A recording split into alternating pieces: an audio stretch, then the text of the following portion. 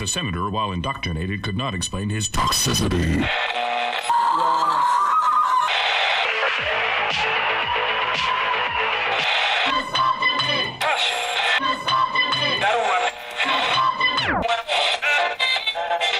You should not listen to men's rights advocates if you want to know what they have to say. What's up, all you filthy misogynists? Welcome to HBR News, episode 139. This is the show where our stealthy polecats ferret out the best feels, funnies, and what the fucks to discuss slam, bam, badger style. Mind your spines for the cringe, hold on to your... No, that's not right. Mind your spines for the cringe, hold on to your spines for the lulls. Okay, fuck it. Sorry, it's been a while since I've hosted. And have your Hepstera at the ready for this hepatitis.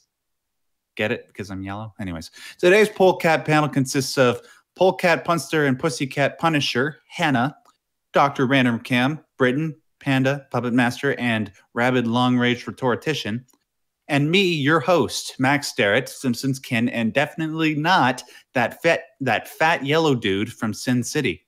Although I'd be happy to pretend that I am if Jessica Alba comes knocking at my door, you know, especially if she's playing the stripper from that movie. But anyways, now you might be asking where the Supreme Doge in charge is at the moment. Well, the poor guy has been in surgery and he's been a complete badass about it. The doctor said that the mass she removed was deeper than she had ever seen, yet because he's the Doge, he's made it through, and we are all wishing him a speedy recovery. And if you follow him on Twitter, he's at Xanamaru. Make sure to leave him your well wishes, because we're all hoping that he gets better soon. Until he comes back, I've been appointed to the position of unquestionable supreme leader of Honey Badger Radio. Well, for the next hour or so. Although hopefully, we were discussing this yesterday. I was with Allison about live streaming simultaneously on Karen's channel. So who knows? Maybe the eventual Simpsons Can takeover might finally materialize even faster than we might have realized. Anyways, today we will be discussing the following topics. So, this great Twitter purge took place yesterday, and no, I don't mean purging like willful vomiting, although Twitter might as well be a teenage girl trying to burn off what she so desperately needs. No, we are referring to something we have known for about a month. Twitter was going to be banning accounts that supposedly promote hate and violence. What we wanted to know was which political figures would be removed. Well, we'll tell you about that in just a moment. A 22-year-old man named Liam Allen had been falsely accused of rape and dragged through mental torture, quote unquote, for 2 years. We know that he was falsely accused because the formerly alleged rape victim admitted that the sexual encounter in question, quote, wasn't against her will. However, unlike most of these types of stories, it wasn't the alleged victim who withheld this information. Rather, it was the police who withheld 40,000 texts from the accuser to Allen. And if that isn't depressing enough, we're also going to review a New York Times op-ed about Venezuela. Yeah. So Merry fucking Christmas, everybody. Happy Hanukkah, crazy Kwanzaa, tip-top tet, and a solemn and humble Ramadan. Make sure you take the time to count your blessings and embrace your family where possible. Oh, and finally, our bonus story for the Patreon-only after show, because The Last Jedi happens to be the biggest thing on everybody's mind at the moment, whether or not you really liked it or really hated it, because it seems to be pretty polarized in terms of what people thought about it. We're going to be talking about that in the after show. Specifically, we're going to relate it to this, social justice and all that, because we're going to be looking at an article from Elle that talks about why this movie is automatically awesome, because there's a whole bunch of ass-kicking women in it. So yeah, if you would like to be a participant in our after shows, either as an audience member or actually engaging with us, please consider becoming a patron. I can't fucking talk today. www.patreon.com/Honey Badger Radio. That's where you can go to support us. And here's Max Starrett with our first story. Well, thank you, Max. So going to... What is Allison saying? Oh, yeah. Okay. Well, maybe we'll talk about Kilroy maybe towards the end, because I don't know much about it. We might want to find out what's going on first. Yeah, Allison's just sending me messages behind the scenes, because I don't know why I'm telling you how things work behind the scenes. She haunts us and beats us and is terrible and mean. Yeah, okay, well, maybe I should just, Crack that whip! Yeah, maybe in the spirit of like Hollywood and speaking out about abuse, Allison beats us while we're doing the shows. She cyber beats us. She cyber beats us. And cyber murders us all. We're all cyber dead. Yes, I've been cyber dead for years. I'm a cyber zombie. I'm cyber dead inside. Let's go. Let's talk about this whole Twitter purge thing, because it was about a month or two ago. I think it was immediately following. No, it wasn't immediately following the Charlottesville stuff, but it was sort of a spiritual response to all that crap, because obviously a lot of the people behind the Unite the Right rally organized on Twitter, and Twitter, a lot of people had their complaints directed at Twitter because of them being allowed to organize themselves and to create an event where people got violent, and ultimately James Fields killed that one young lady with his car. So they announced that they were going to be purging several social media accounts that supposedly promote hate and violence. Now, at the time, we had to ask ourselves, okay, are Twitter going to be banning just people involved with the quote-unquote alt-right, white nationalists, white supremacists, or would they be going after people like Antifa? Fucking wow, Antifa. That's Antifa's older spinster aunt. Yes, there is like the evil, wicked stepmother that commands all the other Antifas, because they're feminist. But they decided, on December 18th, what they were going to do is they were going to remove several social media accounts that had supposedly promoting hate and violence. But we had to wait until yesterday to find out whether or not they were actually going to pull through with it. And if they did, what types of accounts they were going to be banning, where they were on the political spectrum, we don't know. Well, the current list that I have right now, I'm going to read out to you the main accounts. I'm sure there are a lot more beyond this, but these are just the ones that people within our community and nationwide might tend to recognize. So the most notable ones are Britain First, and the two people leading it, Jada Franson and Paul Golding. If you guys don't know what Britain First is, they tend to... how can I explain this? I don't know, Mike. Can you maybe take because you're British. They're not quite fascists. They believe strongly in borders and sovereignty, and they don't like Muslims. That sort of thing. It's the dodgy end, and it is. They are a bit dodgy. It's the dodgy end of the right wing activists. Precisely. And a couple of weeks ago, Donald Trump retweeted a couple of their tweets, their videos. And apparently, that he got in a lot of trouble for it. Even people like Paul Joseph Watson are saying, "Yo, Trump, what the hell are you doing?" And when Watson starts going after people like Trump, he's actually done fucked up. And Jada Franson and Paul Golding. On top of this, Proud Boy magazine was suspended, or banned rather. American Renaissance, Jared Taylor, American Nazi Party, the Traditionalist Worker Party. If you guys don't know who they are, if you want a good example of what type of people they are, they actually defended James Fields, like I said before, the guy who killed the one woman during the Charlottesville fiasco. They defended him. There is something to point out about that.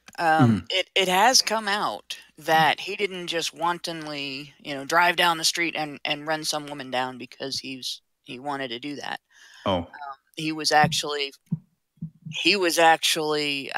trying to get out of there, ran into some attackers, and his car had actually been under attack, and he fled that area and turned down a road where there were not supposed to be people, then hit the girl and panicked and drove away. So this was a situation where he did absolutely the wrong thing as a result of panic over several other wrong things happening. Not a malicious, I'm going to kill someone, let me get into my car and run people down act that it's been portrayed as.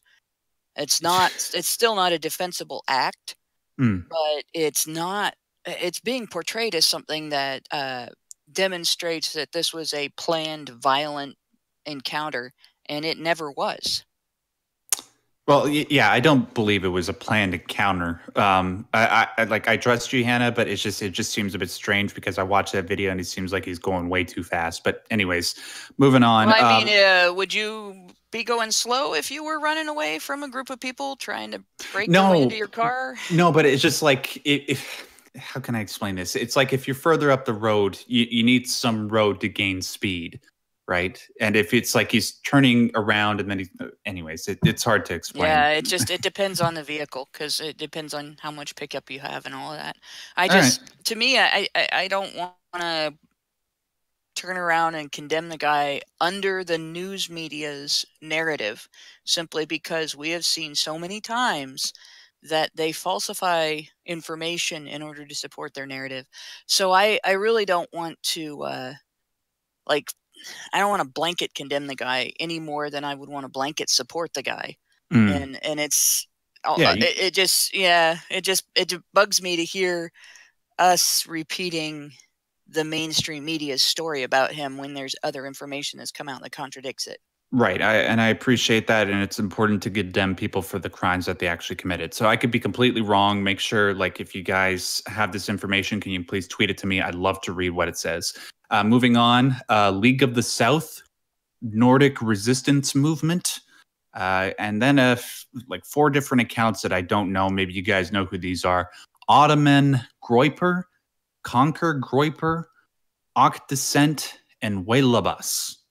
And I'm only bringing those up because before the Twitter purge happened, I followed gab.ai on Twitter because I knew that they were going to be tweeting out people that had been blocked as a way of sort of encouraging people to come to their platform, advertising that they are a free speech platform. So I don't know if you guys know who they are.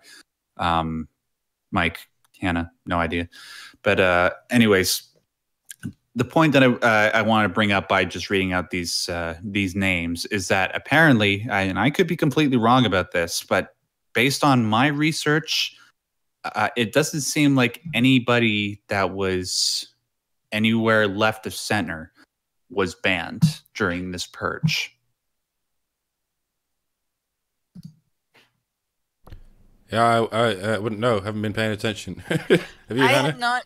No, I have not seen anything showing anyone left of center being banned. I actually don't know who a lot of these people are, but I do know that just from watching the chatter on Gab, there's been a lot of people who have said, that they've either been purged or they've been hit with their accounts locked or suspended, or Twitter's using a neat new thing. If you didn't give them a phone number and you want to maintain your privacy, you can't keep your account. They're demanding phone numbers from people now that haven't. And see, my phone number is associated with my Twitter account because it's been about a year now, I guess. There was a concerted hack attempt, I guess you could say. I got like a couple times a day. I was getting your account has weird activity on it.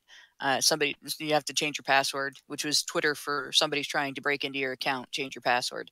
And so there's been several people on Gab that have posted that they got some type of notice like that, and Twitter has demanded their phone number to confirm that they are them and to let them back into their account.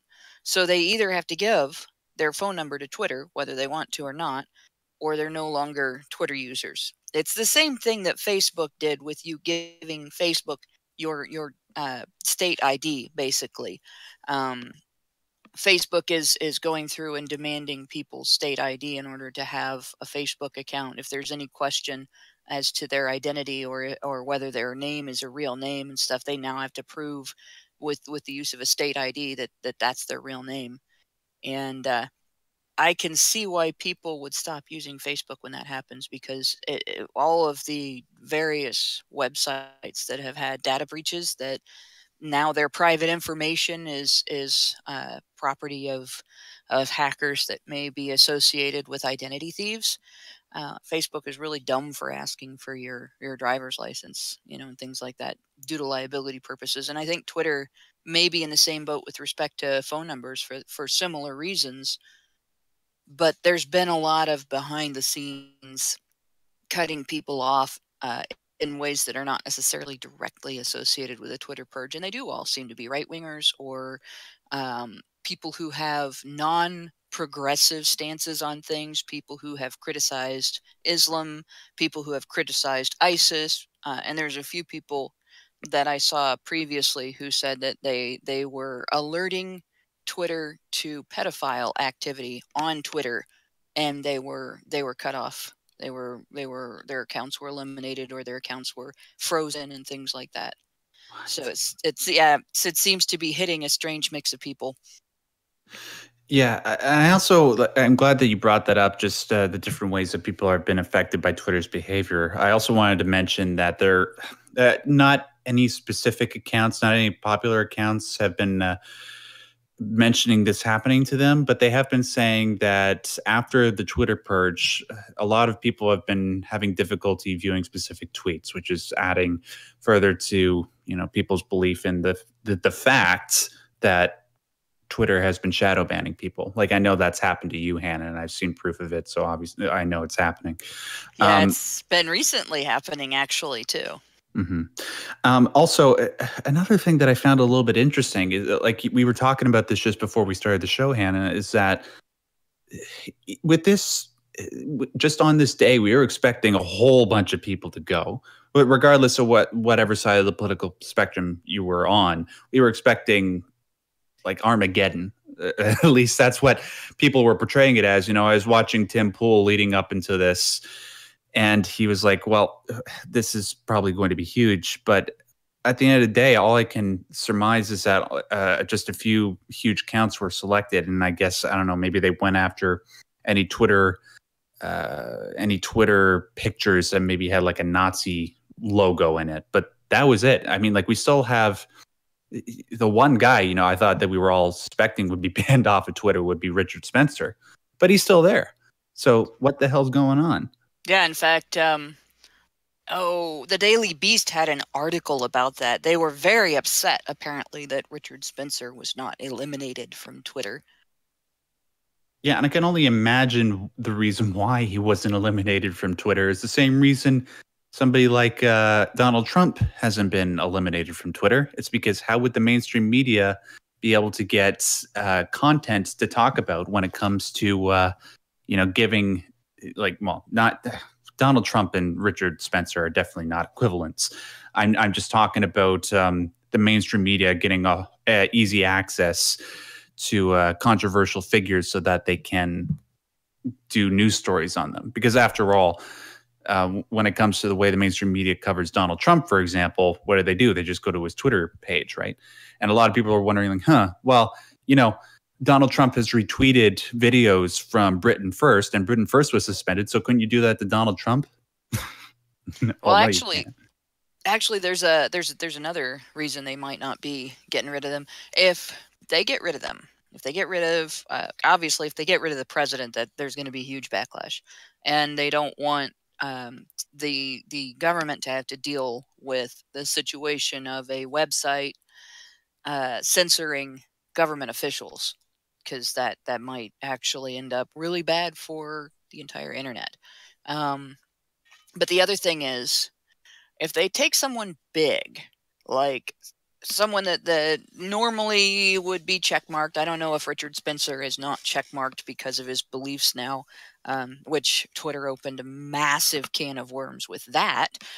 But if they get rid of someone like Spencer and he goes to something like Gab, a lot of people will follow him. They will be giving their competition a huge boost. If they get rid of government officials and those government officials start disseminating information on Gab, that will be giving their competition a huge boost.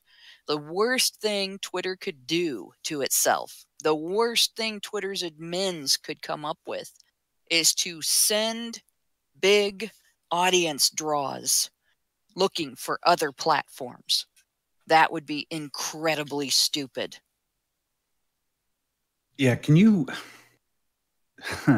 That's actually quite fascinating because can you imagine, like, if somebody like Richard Spencer actually left Twitter and went to Gab, Yeah, that would actually. have tens of thousands of people, not just people that follow him, but journalists, people that Get hate Milo him. on Gab. Get Milo on Gab, and Twitter is fucked. That is so true. Oh, but I don't know. I don't imagine that happening anytime soon. But it will I think happen. Milo is on Gab. I've seen him there. And Is he? And like Sargon sort of left Twitter and said I was he's gonna going say to Gab. I've seen a few people using the name, but I'm not sure if any of them are actually him. Is it checkmarked? Good point. It might not be him, but there's Well, there's a quite popular one that quite a lot of people are following. But yeah, the traffic doesn't rise as quickly as you'd think. Largely because there hasn't been any sort of big public Streisand moments like the one they could have pulled just now. Yeah. Yeah, that will be what it is. Because, yeah, Mike just put it pretty succinctly. What's going to happen is very, very slow, gradual growth. And then something big is going to happen where it affects Twitter negatively and other social media platforms positively. Now that you mentioned, like, I try not to get involved with, online drama as long as, like I have to talk about it as far as Honey Badger Radio goes, but I don't go any deeper than I have to. That's why I still have a Twitter account. That's why I haven't signed up on Gab. But going through all this, I might have to make the full switch over, especially knowing that Milo and Sargon are there. Because after all, regardless of whether you agree or disagree with their politics, they're very entertaining. And like Hannah said, if Milo's on Gab, that's it. Like he said it himself, Twitter was hilarious and a lot of fun before he was removed. Sorry, Hannah? Yeah, I was gonna say, like I said, I'm not sure if the account on Gab that uses Milo's name is actually Milo, so I don't want to say that's actually him without confirming it. But get him active there. If he's there, get him active there, and you can almost guarantee there's going to be an audience that will follow from Twitter to see what he says and see the drama that he creates if he has time to be active there anyway. Yeah, I think Gab is probably the one that's going to continue to grow for better or for worse. Especially like, a lot of people tend to associate it with alt-right and racism and stuff like that, which I don't think is true at all, but who knows? We'll see what happens. Ladies and gentlemen, if throughout this entire show, and whether you're listening to this live or pre-recorded, we'd love to hear what you have to say on any of the topics that we're discussing today, especially this one that we just finished talking about. If you agree or disagree with anything that me, Hannah, or Mike have to say, make sure you leave your thoughts in the comments below or in the live chat. We'd love to hear what you have to say. Moving on. Wow, I am totally unprepared. Let me bring up the write-ups. Just give me 1 second, guys. Okay, so moving on. Should I read this? Do any of you want to read this? I haven't got it in front of me, so it'll be pretty tricky to read it. Okay, my spidey senses aren't tingling that hard today. I can't read across. Yeah, the it's void. okay. But by the way, everybody who's listening live right now, make sure you leave a big thanks to Mike for making sure that the show operates, because without him, we would have no show today or show in general. So, well, either of these guys could do it. Say a thanks to Max and Hannah for being able to speak for long periods, because that's really handy too. Because I can't do that shit. Yeah, well, thank you very much for that. We don't normally circle jerk each other. We normally insult each other in a loving way, though, before and after the show. We should do recordings of what happens before and after the show and sell those. I can guarantee you that we could actually probably make an extra $1,000 per month on Patreon just by selling those to people, because they're absolutely wonderful. But that's besides the point. Moving on to the next story. So, this is actually, I was saying that we might be talking a lot of negativity today, but there's actually a positive element to this story. So imagine being charged with raping someone during a consensual sexual encounter and then having to go through a 2-year ordeal through the legal system. Then, at the very last minute, at the 11th hour, evidence which the police have had for months comes to light, which leads to your exoneration. This is the story of Liam Allen, a 22-year-old criminology student from Greenwich or Greenwich? Greenwich. Thank you. Greenwich University. The day before Allen's trial was supposed to start, for whatever reason, a new prosecutor took over the case. Originally, Allen's defense lawyers had requested phone records from the accuser, but the request was denied because it was determined that there was nothing of note in the texts. The new prosecutor, Jerry Hayes, saw the text messages and was presumably shocked at their contents. In communication with one of her friends, I can't fucking talk today. The accuser said in regards to the supposed rape, "It wasn't against my will or anything." Mr. Hayes said that there was a terrible failure in disclosure which was inexcusable. There could have been a serious miscarriage of justice, which could have led to a very significant period of imprisonment and life on the sex offenders register. It appears the officer in the case has not reviewed the disc, which is quite appalling. Subsequently, Mr. Hayes decided not to bring any evidence to trial. During the court proceedings, Judge Peter Gower declared Allen not guilty on all charges, saying there is something that has gone wrong and it is a matter that the Crown Prosecution Service, in my judgment, should be considering at the very highest level. Mr. Allen leaves the courtroom an innocent man without a stain on his character. That's okay. Unfortunately, what Judge Gower didn't address directly is that those found not guilty of rape still have their name published and their reputation. Okay, sorry. Maybe I shouldn't have scoffed. He says, sorry, let me repeat what I was just about to say. Unfortunately, oh, no, wait, that's not a quote. That was something that Andrew G. Put in here. Unfortunately, what Judge Gower didn't address directly is that those found not guilty of rape still have their name published and their reputation is still negatively affected, no matter the exoneration. What is still not known, however, is the identity of the woman who brought a blatant false rape claim against an innocent man and whether or not the accuser will face any sort of punishment. It is unfortunate that the Metropolitan Police and Crown Prosecution Service had evidence that contradicted the accuser's claims, yet the CPS still wanted to pursue their case against Mr. Allen. Yeah, so like I said, obviously it's good that justice was carried out, even if it was carried out at the very last second. But God, it disturbs me to think that if things didn't go this guy's way, he would have gone through, like he said, 2 years of mental torture, but then also to go to jail.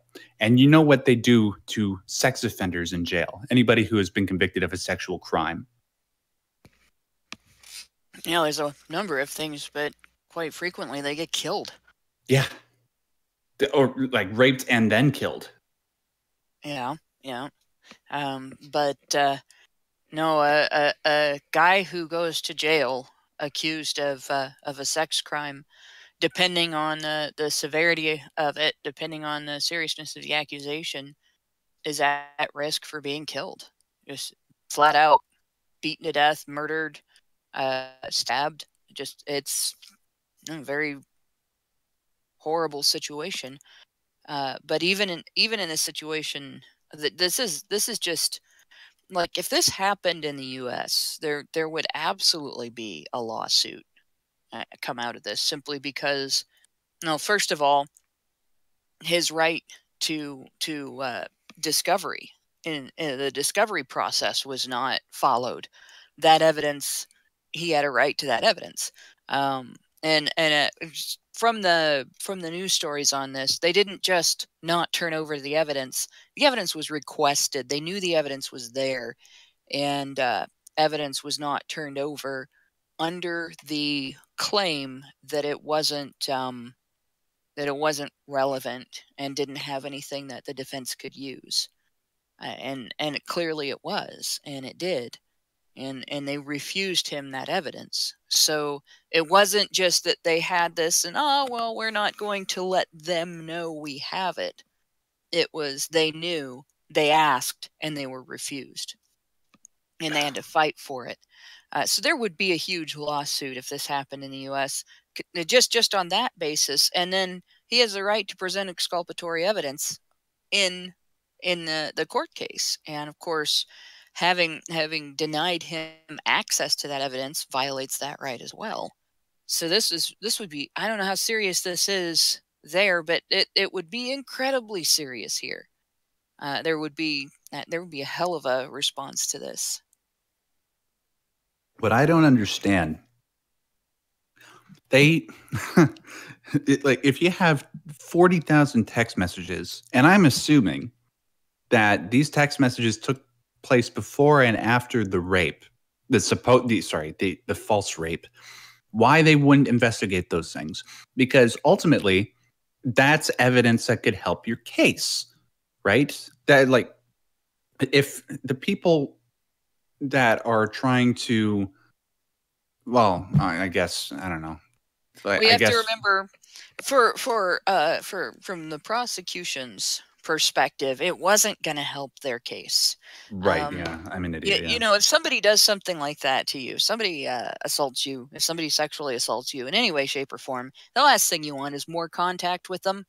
You don't want to be around them ever again if you can help it, you know.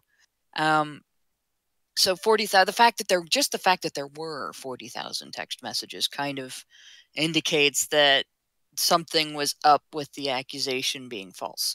Like combing through all of those must have been a huge pain, but obviously with that many, there were going to be direct messages that were themselves exculpatory, specifically in what they said, not just by the fact that they were messages after the fact. So it just it was pretty obvious from this that the police and the prosecutor were going after somebody that they knew was innocent, and they just wanted to get a conviction, which is despicable. Yeah. And see, the thing is, I can understand the mindset because, like given the way that our culture, or anybody rather, has treated the issue of sexual crime, especially in the last few years, you'd understand why, you know, even if there's a chance, you want to make sure that these assholes go behind bars, because ultimately, and at least in my opinion, aside from murder, rape is the worst thing that you could possibly do. But even then, like as we've discussed multiple times here on Honey Badger Radio, this is why you have due process. This is why you present all the evidence that you have, and then that's why you go through the process, obviously. Also, another thing I wanted to bring up before we move on to the next story, in respect to the content of these messages, one thing that I believe it was Andrew that wrote this for us. Yeah, it was Andrew. He forgot to mention, well, he didn't forget, but like he just neglected to include that some of the content of these messages were absolutely, well, they would make Caligula blush. Let me just put it that way, because what some of this woman's texts included violent rape fantasies and stuff about BDSM and stuff like that. So, and like I said, whether they probably occurred before and after this supposed rape took place. And the fact that they neglected to put that forward, it's just, it scares the living shit out of me, because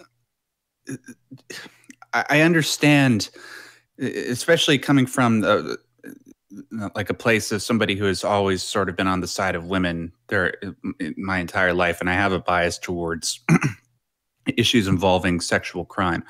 But even then, like thanks to the work done by Honey Badger Radio and people like Karen and Hannah and other YouTubers out there, I understand just how important it is to make sure that we go through due process, because if not, you know, people like Mr. Allen here, he probably would have been fucked. Wow, I think in his situation, in this case, and in some of the other cases that I've seen, where this happened with a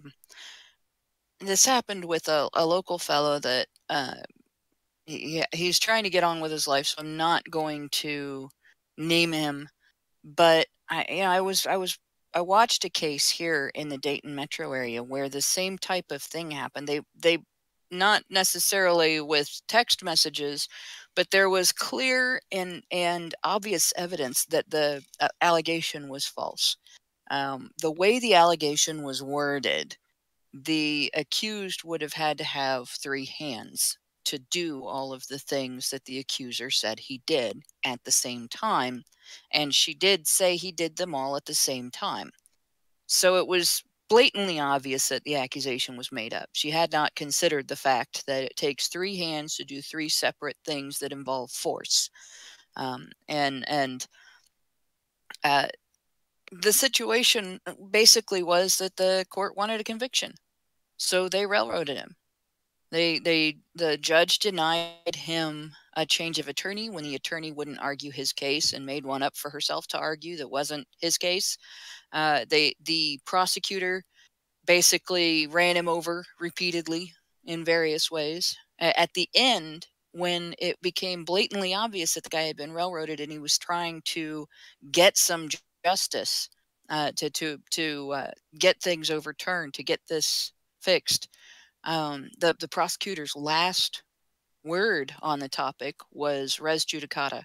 It's already been decided. Yeah, we know we railroaded a guy that was completely innocent. Yeah, we know that we totally fucked him over. But it's already been decided. He's going to have to deal with it and go through and be punished as a rapist when he didn't do anything wrong. And that's that situation. There was some serious wrongdoing there, and in the end, it was all we could do to get that overturned. And it took exposing it to the public, and they were embarrassed that it was exposed to the public, and that's what got it overturned.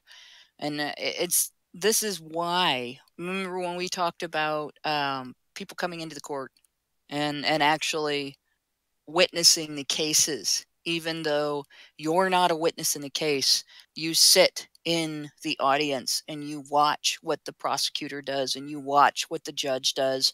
And if there's a public defender, you watch what the public defender does, because they're not always on the defendant's side. So I don't know, this whole thing, it's disturbing and it's disgusting. And the fact that it happened, and the fact that there hasn't been, I hope that the judge follows through with this in saying that there definitely needs to be an investigation, and why did this happen and what can they do about it. I hope they follow through with that. But when it comes to the court system, the best thing that you can do as like a person who's connected to somebody that's accused or somebody that's going through an ordeal like this, one of the best things that you can do is be there for them in the courtroom because of things like this. Absolutely. I'm not saying this is necessarily why I'm MGTOW, but some days it's good to be MGTOW. Yeah, it's like I've had my disagreements with MGTOW, but holy crap, in this particular circumstance, they have a goddamn point. Speaking of which, I've got some super chats to read out. Please, yes. Joey Jojo gives us $5 and says, and shit like this is why MGTOW is rising, and roasties, and women will be replaced by robots, and more women will be alone. Okay. Good to hear from you, Joey. You go, Joey Jojo. The straw man, sorry, go. I was just going to say, you're goddamn right. And, I don't know about the whole women robots thing, but if they all look like, Motoko Kusanagi from Ghost in the Shell, I think I'll be just fine with that. I just wanted to point out, it came out today. Actually, it was linked on Drudge today. There was a news story. There's a big convention, a big expo of sex bot manufacturers and consumers and everything. Was subject to terrorist threats and had to meet at a secret location to avoid dealing with bomb threats. I wonder who those bomb threats came from. Yeah, they said an international organization was all the only name that was given, so everybody's assuming it's ISIS. Well, yeah, I guess.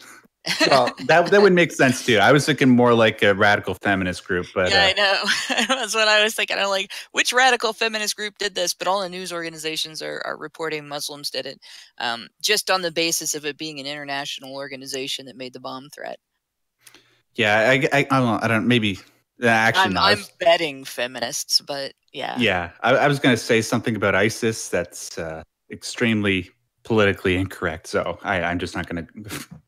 Okay, well, now that I've said that, now I have to say it. I was just going to say something to the respect of, certain Muslims love certain Muslim countries love women to the point that they oppress them. So in a perverse way, you can view them as feminist. You protect him to death. Yeah, that's Yeah, all. very feminist. Anyways, any other super chats, Doug? Yep, the straw man gives us $5 twice and says, one anonymous source, this is part of the Twitter story, anonymous source says part of Twitter purges both accounts. A large number of flags from one account is a sign of a bot. 2, Richard Spencer's account is likely what is referred to as a honeypot, meaning his account and others like it are being monitored for intel. Yeah, so like I said before, for intel as well as, making sure that journalists have easy access to whatever's on his crazy brain. But anyways, one other thing I wanted to mention, Hannah brought this up in the chat. Milo is apparently on Gab, but he's not posting daily like he did on Twitter. So I don't know. His last post was like 8 days ago. Okay. I don't know. Maybe he's, just hanging out with his new husband. That's one word for him. Well, I can tell you right now, if I was a newlywed, I would not be on Twitter. You guys wouldn't hear from me for a couple of weeks. I don't know. Like Milo, he seems to be very like the least humble person in the world. I could just imagine him tweeting about how amazing his sex life is with his new husband. I don't know. He might be too busy having a sex life. But, yeah, that's true. I mean, hell, my husband and I, when we got married, there were tornadoes on three directions. All right, around where we were. We didn't even know until the next morning. I was just about to say. Just saying, we had no idea. We got up the next morning and we're like, "There's always this news about tornadoes and everything." We're going, "Where were these tornadoes? Where did they hit?" And people are looking at us like we're nuts. Oh no! See, we just got married. We don't know anything that happened. We don't know of any. Okay. We don't know of any signs God might be giving us. Yeah. I mean, if we're gonna be in the basement and there's a bedroom here waiting out a tornado, we might as well make the most of it. One of them was an F5. Really? Holy shit! Took out a large section of the larger community near where my brother lived at the time. Actually, the gas station that he filled up at on the way to our wedding wasn't there on his way home. The land was flat; it was just gone. but yeah, no. On our wedding night, there were tornadoes all over the place, and we had no clue. Holy shit! You know what I was saying before about conversations that we had before and after the show? Well, I guess. Like we have the after show, but we recorded the stuff that happened before the show. It's sort of like this tornado conversation. Yeah. we gotta pitch this to Allison and see what she thinks about it. but I'm just saying, So if Milo's a newlywed, that would explain him not being on Twitter. Yeah, his hands have probably been tied behind his back for the last 8 days. So. Moving on to I guess we got one more super chat. We do. One more super chat related to this story. It's Joey Jojo again. Years from now, women will be like, "Where are all the good top 20% of men at? Bitch, we are fucking robots because you are not fucking safe." Oh, I love our audience, man. Well, they get the point across one way or another. Yeah, sorry to kill the buzz, but this thought just crossed my mind. How long, when robots develop artificial intelligence, like self-awareness, how long until, there's women's rights advocates for female robots, and then we start determining whether or not they can consent? Well, I guess you can just not give them a brain. I'm overthinking this. Let's move on to the final story that we have a write-up for, and then after that, we're just going to refer to this transcripts that Andrew sent us. Maybe you can give us a little bit more context so that I'm aware of what we need to talk about before we end the show. But let me bring up Patreon. Okay, so this comes to us via Mike J. Thank you so much, Mike, for doing this write-up for us. Ever since the economic collapse of Venezuela in 2014, basic needs such as medicine, clean water, and food have been in short supply for a large percentage of the country. For 5 months, the New York Times followed 21 public Venezuelan hospitals. What they discovered was horrible, but not surprising. Record numbers of children with severe malnutrition have been reported, and so far, hundreds have died. This is something the Venezuelan government has tried to keep hidden with a nearly complete blackout of all health statistics and by intimidating doctors into not recording deaths associated with the government's failing. But even the statistics that have come out through the government have been shocking. The 2015 annual report from the Ministry of Health states the mortality rate for children under 4 weeks old had increased 100-fold, from 0.02% in 2012 to just over 2%. Maternal mortality had increased nearly 5-fold in the same period. More recently, in April of 2017, an unpublished bulletin appeared on the website of the Health Ministry stating that 11,446 children under the age of 1 had died in 2016, a 30% increase in 1 year. Now, despite the obvious and unignorable problems in his country, Venezuelan President Nicolás Maduro refuses to accept international aid, stating that Venezuela's problems stem from interference from foreign adversaries such as the United States. Spoken like a true socialist there. You know, anybody points out problems with your ideology, just say, well, the United States is evil and capitalism is evil. And it's not like capitalism doesn't have problems. Obviously, every single political system does. But there's a difference between a bloody economic system that has problems and a system that has produced 100 million deaths over the last century. Like, did we not learn anything from, Cambodia, Cuba, the Soviet Union, China? I'm sure I'm missing a whole bunch of other ones. Some African countries. Jesus, it's absolutely mind-blowing. No, they never learn. It just this type of collectivism, like this, the grand scale collectivism, does not work in a world where it has any competition from anywhere ever. It's not like capitalism. You can compete with capitalism and capitalism will survive. You can even taint capitalism with a significant amount of socialist policy and it'll survive for a long time. Because that's happened here in the United States. But you can't do that with socialism. You can't do that with communism. They have to be completely devoid of competition from other nations that don't do things the way they do them, or the system doesn't survive. It falls apart. We don't even know if such a system would actually survive in a world where it didn't face any competition from any other systems. We only know that it can't survive in a world where there are countries that are not communist or socialist. So there's never going to be a situation, I don't think, where there's a full collectivist world like that. It's just not going to happen because it's not in human nature. That's not the way we do things. It's not the way we thrive. We thrive on overcoming adversity for the purpose of obtaining things for ourselves and fixing our own problems and getting kudos from our neighbors, and not the candy bar. Mm-hmm. And you don't mix that with these things. You don't mix that with this idea of everybody gets the same thing, and nobody, no matter what they do, deserves any more. That doesn't work, and people don't thrive on that. People don't do well on that. I have my suspicions that there's no circumstance under which such a system would succeed. But like I said, we may never find out, because the systems that it can't survive competition with are better. Yeah, it's like what Winston Churchill said. Democracy is the worst system except for all the other ones. It sort of goes for, Western capitalism. What was the thing that I was going to say? You brought up a good point about striving. A lot of people like to say, well, isn't it a righteous goal to try to make sure that everybody within your particular society has all their needs met so that they can thrive? Well, yeah, obviously.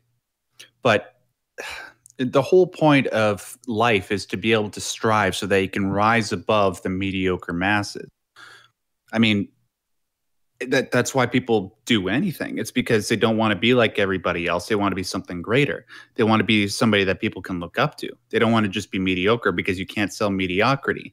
You can't achieve great wealth by just imitating what other people have done or doing it to a lesser degree. And ultimately, socialism and communism is the antithesis of that. Although it sounds good to be able to say, to what it was the Marxist saying. It's like it's from each according to their ability, to each according to their need. Is that it? I believe so. And that works nice if it's not forced. The minute you start confiscating things from one group of people and giving them to another group of people, what you foster is reliance without merit. In other words, the welfare system, like here in the United States, you have people who will use it to get a leg up when they're down and try to put themselves back on an even keel and move on from it. And that's actually very hard to do because of the way it's set up. It's not set up for people to use temporarily. Then you have people who will rely on it, not just temporarily because they're down, but for life, and they'll make it a generational thing. And I mean, that seems to be the majority instead of the minority in this type of system. And at the other end of it, you have it ends up dampening enthusiasm for innovation and for striving to produce more and do more, because it's just going to be taken away. So it's discouraging at both ends. Right. Yeah, Mike. Yeah, it generally manifests in two stages. Stage one, everyone should be equal and everyone should be nice to each other. Is everyone equal and nice to each other yet? No? Stage two, let's force everyone to be equal and nice to each other. And just to make this clear, I don't have a problem with stage one. I agree that it would be totally nice if everyone was nice to each other and everyone had equal rights and shit. And everyone was equitable in every possible way. But don't let it get to stage two, because I do have a problem with stage two. That's where the people die. That's where the bodies pile up and shit. Yeah. Yeah. To quote Austin Powers, "I want a toilet made out of solid gold, but it's just not on the cards now, is it?" I mean, I wouldn't mind a toilet made out of solid gold. Trump hooked me up, but yeah, they never rust. That's actually the perfect allegory for communism and socialism. They're gilded. They're made to look beautiful from the outside. People can say all kinds of wonderful things about them, and they're painted with the most lovely of metals. They're painted with the most lovely of ideals, of ideas and everything, but on the inside it's still full of shit. Yeah. And there was clear examples of that when the Soviet Union was still around. Journalists would come into the country. They would be showed around to all the most pleasant areas, or the places that the government officials had beautified up just to make sure that it seemed like everything was going okay.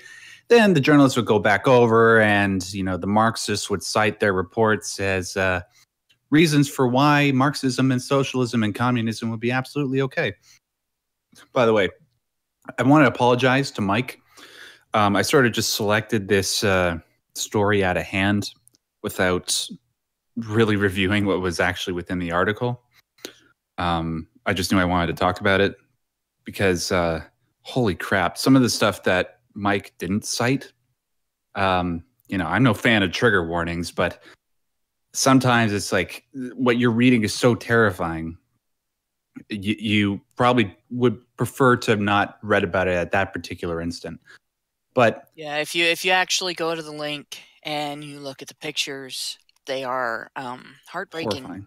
Yeah. And the probably the most infuriating thing about this is here you have a situation where the rest of the world wants to help the people that are suffering in Venezuela. And the leadership said, nope, they got to starve to death because it's your guys' fault they're in this situation. So you're not allowed to make their situation better. Yeah, It's Go like ahead. those. I hate to make this comparison, but the first thing I thought of was women who post divorce and having obtained custody abuse their children because their ex-husbands, they don't think their ex-husbands are paying enough child support and Hannah, alimony. I was thinking the exact same thing. And So it's don't just feel bad. it's this is a national leader acting like a butthurt ex-wife. And I suppose that's incredibly sexist to say, but since it happens in real life on a regular basis, and I've seen it happen to people I know personally, actually that I'm very close to, I can't, it's not all that sexist if it's true, is it? I mean, I'm sorry, but No, it's one thing to call something sexist because it's a stereotype that's made up. It's another thing to say, well, you can't admit that because it's sexist. Well, this guy is doing the same thing. How can you starve the people that you're responsible for, the people that you've told you're their leader and you're in charge and they should be looking up to you? You starve them out, not just by failing at everything that you set out to do, but by not letting other people come in and help because you essentially have butthurt ex-wife syndrome. That's something that can be attributed to all ideologies. People, prominent figures who follow certain ideologies, butthurt ex-wife syndrome. I believe you meant ex-partner, Hannah. Well, I mean, yeah, I have never seen this happen to a woman. The other way around, where the guy gets custody and the dad gets custody and then abuses the children because the wife's not giving him as much money as he thinks he should be getting. No, that's a female behavior. Yeah, when it's like what 80+% of divorce cases end up with the women getting most of everything. Yeah, I think it's okay that Hannah makes those assumptions.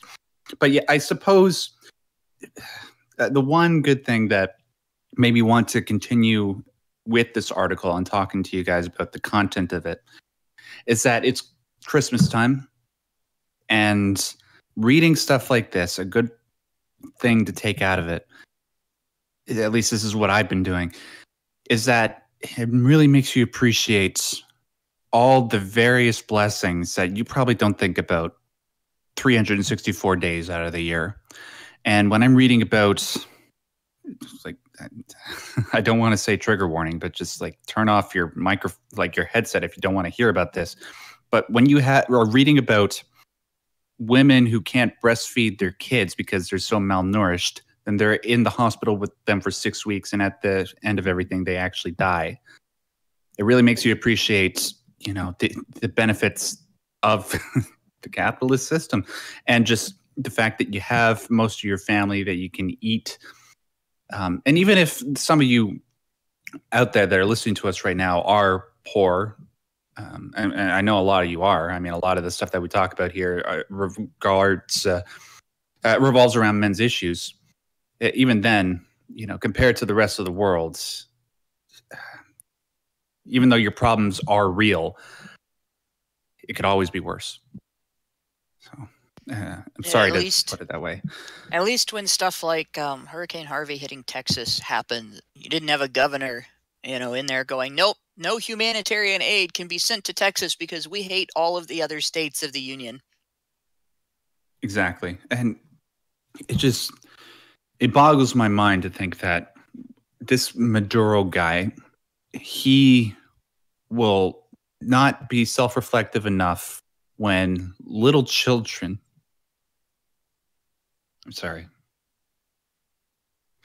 when he can't be self-reflective enough when little children are dying in the way that they are, and think that maybe there's something wrong with what I'm doing. Maybe there's a way that I can stop this. But no, it's who was the guy that said ideology is what gives evil doing its permissions or something like that. I can't remember who said that. But I don't either, but whoever it was, they were right. they're absolutely This right. is, I would compare this in a way. It's not the same because it's not done for the same reasons or on the same basis, but I would compare it to the Ukrainian Holocaust. Um, the Oh Ukrainian God, the farmers, Holodomor, yeah. yeah, and this the Ukrainian farmers just didn't want to farm communally. They didn't want to follow the communist style of farming. They had their land. It was their land. They were going to grow their food, and they were going to sell their what they've grown on the market, and it was working. And along comes Stalin, and nope, you got to do it this way. Now we own it, and we take it, and we're gonna. If you don't cooperate, we're gonna take all of the food in your country and starve everybody out. This isn't exactly the same, but it is in a way, because here you have a nation that is failing. You have nations that are willing to step in and at least help so that people aren't starving. And you have leadership going, nope, we're going to make sure no food gets in here. Let the people starve. It's the same thing all over again. Oddly enough, each of these examples that are supposedly not communism are hailed as the next great example of how great communism is, or how great socialism is, and how great collectivism, how wonderfully it works, right? Each of these, you come in and, oh, this is the new nation state. This is what we should strive for. This is what we should aspire to. Oh no, wait, no, this isn't real communism. This isn't real socialism, because people are starving. Yeah, like what does Jordan Peterson say? When people say, "Oh, well, that wasn't real," he says, "Well, think again, sunshine." That gets me every time I hear him say that. Wasn't a real Pinto, because when you rear-ended it, it burst into fire. Oh, thank you for that. I had to say something lighter. Yeah, please, thank you. But yeah, just to close this off, if you know somebody who's a communist defender of it, tell them about the Ukrainian Holodomor. That's HOLODOMOR, and see if they still think that communism is a good idea. So before the super chats are in context. Please. Shall I read a few out? All right. Yes. Ryan Field gives us $5. Our people are starving because of you. How dare you give our people food? Frowny face. Yeah, exactly. Cyberzerk gives us 3,000 sex. But we could try 5 years of communism followed by 5 years of capitalism, which then are replaced by 5 years of communism and replaced with 5 years of ... End quote. What did he give us 3,000 of again? SEK, is that a Yes, that's right. No, you have to say it like you said it before. It's 3,000 sex, yes. Yes, there we go. We have the best audience. Thanks for the 3,000 sex. We talk and they give us sex. 3,000 of them. Quite a bit. I've been told that I have the gift of the silver tongue. I didn't actually think it would get me this kind of reward, but fuck yeah, send it my way, baby. Bring along a friend if you can. Cyber sex is better than nothing, I guess. And if we go to female robots, I might as well get prepared. What am I even talking about? Do you have anything else there, Mike? Yeah, someone's given us 15 billion of the Venezuelan peso. I'm gonna get myself a drink. So a nickel. Yeah, no, that didn't happen. I made it up. But Lady Justice gives us 50 Donkey Kong coins. Communism has never been tried. Joking aside, you guys are doing a great job, and give my best wishes to Brian. Yeah, of course. Go, Brian. Yeah, go, Brian. You're the man. We hope to hear from you soon. But Donkey Kong coins? I think that's Danish kroner. Oh. We just call it Donkey Kong coins. All right, Duck, formerly known as Censor, gives us $5. Taxation is theft. Short but sweet. Yeah, well, we'll get into that on some other day, shall we? I'm still trying to work. Like, I want to agree with that because But anyways, my way of answering that is I cannot come up with an argument against that is truly rational under the way that it's stated. You have to start adding stipulations to even disagree with that. Yeah, it's not a comfortable realization, but it's the way it is. Yeah, I'm inclined to agree. There's just some questions that I have surrounding that. Before we end today's show, who was it that brought this? Oh yeah, it was Andrew who wanted me to read from a transcript. I'm guessing this is from a video from Dave Cullen, right? Am I getting that right? For, Computing Forever. This is in regards to this thing called the Kilroy event. Now, I don't know that much about what this whole thing is. My basic knowledge. Do you want to tell him, Mike? Or sorry, I thought I saw somebody about to speak. My basic understanding of the Kilroy event is that it's an event where several people, especially within our community, are invited to speak about topics interesting to them. But the whole spirit of what was going on was supposed to be about free speech. Anybody could come and talk. However, there have been some things going on that a lot of people have found distasteful. I believe it was Tim Pool who broke something about a 16-month what's it called again? Non-compete agreement and a 3-year non-disclosure agreement regarding things that happen at this. And because of that, him and people like Andy Worski had this. I think Andy Worski pulled out of it. But also, I just wanted to bring to other people's attention that apparently Dave, Computing Forever, a guy who's been involved with this, I think from the very beginning, has just announced that he is pulling out. And I just wanted to read you basically what I guess is in a video that he just posted. It's a transcript. So this is directly from him. The Kilroy Free Speech event is due to take place on April 21st and 22nd in Arizona. As you know, I volunteered my time over the past few months to promote the event because I believe that a free speech conference like this needs to take place. Ideas and conversations that are not being given platforms at other political conferences need a public airing. And the only way we can truly know the good ideas from the bad is to discuss everything out in the open. It's a very exciting project and has attracted some fantastic and very well-known speakers from around the world.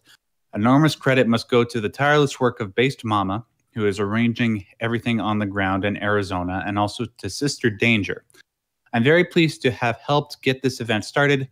However, after some careful consideration, recently I've decided to step down from the project because while I do share the same vision for the event with my Kilroy colleagues, we have slightly different views on how best to achieve that vision, though we do share the same passion for free speech, for a free speech conference. Furthermore, at a purely personal level, and I don't like divulging personal information like this, but I will nonetheless, I am physically and emotionally unable to commit further time to this project, as I've had an enormously stressful year in my personal life, and a project as enormous and important as this requires and deserves attention and focus I'm unable to muster just 4 weeks after the initial announcement of Kilroy. In July, my mother passed away, and I simply have not given myself an adequate break as my mental state has continued to deteriorate. I've buried myself in work as a response, and given the enormity of this project that has not been a healthy choice, I'm looking forward to developing an entirely new and much healthier work routine and balance in my life for 2018. This is a decision I have taken a great deal of time to reach, and I believe that it is ultimately in the best interests of the event itself. I want everybody involved in organizing it to be happy and confident that they can bring Kilroy to fruition in the way they believe to be best. But I'd like people to know that I believe the Kilroy project can be an enormous success. Based Mama continues to attract some very talented intellectuals, academics, YouTubers, and other public speakers, and I have every confidence that attendees will experience a wonderful weekend in April. Conferences like this need to happen. Just because I'm no longer involved in it doesn't mean that Kilroy isn't a great idea, and I wish the organizers all the very best in the future. I don't know if I will end up attending the event, but if I do, it will be as an audience member. Like everybody else, as I don't think I have the headspace right now to commit to anything more. If you'd like to know more about the Kilauea free speech event. You can visit the website, of course, and further inquiries can be made to Based Mama at Kilroy event. Thank you. Well, that's too bad, but I understand.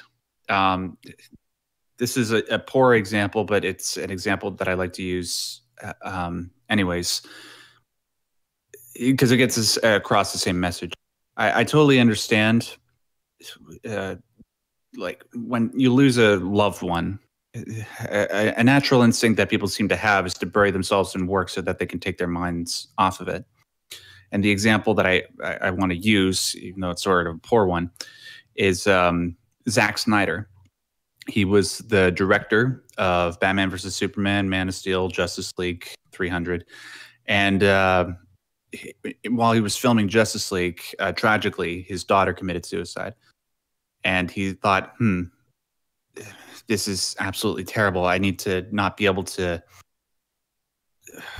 live within this track. I can't let it bring me down. I got to distract myself with my work. And ultimately, he had to leave the project because he could no longer do that. He needed some personal time with his family. And so Joss Whedon took over. And I say it's a bad example because it's a celebrity, but now that I've said it, I don't think it's a bad example. But Dave, I totally understand. More power to you. I've watched a lot of your videos, and you seem like a really nice guy, and I have no doubt in my mind that you're being completely genuine. Mike, Hannah, anything you want to say about that? You know, the bottom line is you do what you have to do to remain healthy and be able to continue doing what you want to do. You take time off when you're ill. You take time off when you're grieving, and that's pretty normal. And it's normal enough that in the work world there's protocol for giving people time off when someone close to them dies, and there's protocol for dealing with health issues and stuff. So, and it's because you can't. Human beings are human. It's kind of a duh thing. So this is not. Nobody should be upset with him about this. As far as the event is concerned, I recommend everybody watch his videos and listen to what he has to say. Listen to what Based Mom has had to say about her end of things, and listen to what the speakers have had to say about their end of things. And everybody should make up their own mind about this. It's going to be something that is an individual thing for people, and that's my take on it. Yeah, that's ultimately the thing that people should do. Don't listen to people like me, because, listen to people like me, but on this particular subject, I don't know enough to make any definitive claims, like I said. So please just come to your own conclusions. Mike, anything you want to say before we close out the show? No, I haven't really got enough information to express anything I'm thinking. All right, no problem, dude. Just Dave, love what you're doing. Just take all the time that you need so that you continue to deliver great content for your audience, and we'll see you soon. Before we close off the show, I just want to mention that if you want something a little bit more lighthearted, something that's definitely not as serious, I recommend that if you have the capacity to join us in the after show, that you do, because we're going to be talking about Star Wars: The Last Jedi. And even if there's going to be people bitching about it, it's all going to be in good humor, because ultimately, at the end of the day, it's just a movie. And even when we bitch about movies, we sort of do it as a cathartic thing, and we have fun doing it. Like, oh, that was so stupid. Or even if you like Star Wars: The Last Jedi, like I did, spoiler alert, you can talk about how awesome certain things were. Anyways, if you want to do that, two more super chats while they're in context. Yes, please. Moses Salazar gives us $5 US. Speak about The Last Jedi. The SJW just destroyed the whole franchise. Yes, that's what we're doing. Self-stealing Stembot gives us €10. In a world where the fight against social justice is present and badgers only want to know about the latest Star Wars. But we're the last of the Jedi, and we need to fight against this nonsense. There you go. I did it in a funny voice for you. There you go.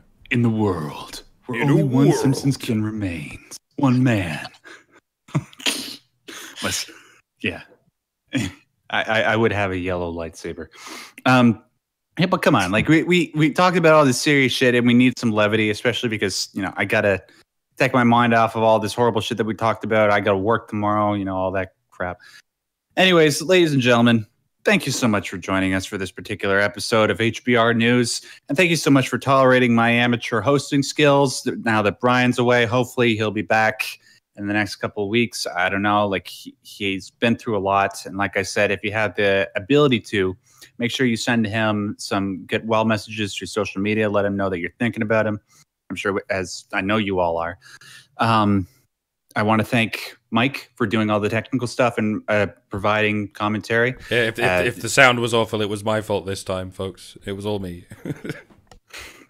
No, I think we did okay. Like I'm looking at the stream right now. We got 200 people listening, and not that many people seem to be complaining. So that's great.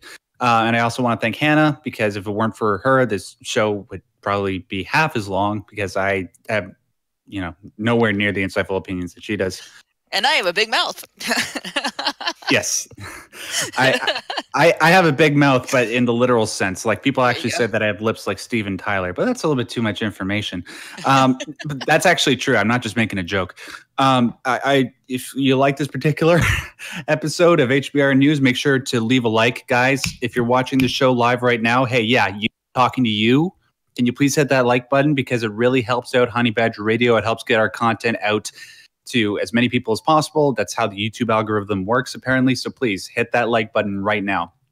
And if you're new here and you aren't subscribed to us, why the hell aren't you subscribed to us? We do great videos every single week, not just HBR News, but HBR Talk. You got me doing my Breaking Badger news series. Make sure to check that out for all the sexiness that I get to offer. And until we do another one of these shenanigan-ridden episodes, have a lovely, lovely day. Oh, and wait, are we still live? Yes. Okay. I'm sure Allison would want me to say this. Go to feedthebadger.com if you want to support the show, or support us on patreon.com/Honey Badger Radio. Okay, we're good. Word. Adios.